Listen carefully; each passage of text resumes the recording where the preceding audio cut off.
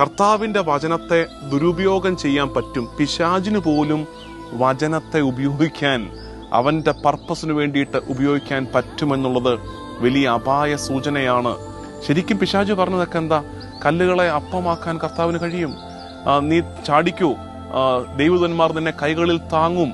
വചനം ഉപയോഗിച്ചാണ് പിശാച് കർത്താവിനെ പ്രലോഭിപ്പിച്ചത്. കർത്താവാകട്ടെ അതേ വചനം ഉപയോഗിച്ച് പിശാചിനെ ഖണ്ഡിക്കുകയാണ്. ഈ പ്രലോഭനങ്ങളെ കർത്താവിന് അതിജീവിക്കാൻ കഴിഞ്ഞത് എന്തുകൊണ്ടെന്നറിയാമോ? നോ എന്ന് പറയാൻ പഠിച്ചത് കൊണ്ടാണ്. എല്ലാത്തിനോടും യെസ് പറയുന്നത് വലിയ പുണ്യമൊന്നുമില്ല. അങ്ങനെയുള്ളവർ എല്ലാ പ്രലോഭനങ്ങളിൽ ചെന്ന് വീണുപോകും. ഇടയ്ക്കൊക്കെ കരുത്തുറ്റ ഒരു നോ പറയാൻ നമ്മൾ പഠിക്കണം. ശരിക്കും ഈശോ ചെയ്തതല്ലേ? കല്ലുകളെ അപ്പമാക്ക്, നോ.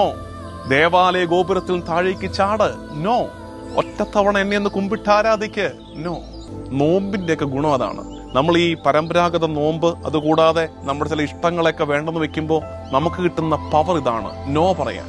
ഇഷ്ടമുള്ള ചില കാര്യങ്ങളെ നോ പറഞ്ഞ് പാപത്തോട് നോ പറയാനുള്ള കരുത്ത് നമ്മൾ സമ്പാദിക്കുകയാണ്. നോ പറയാൻ ഈ കർത്താവിനുണ്ടായ പ്രലോഭനം നമ്മളെ ഓർമ്മിപ്പിക്കുന്നുണ്ട്.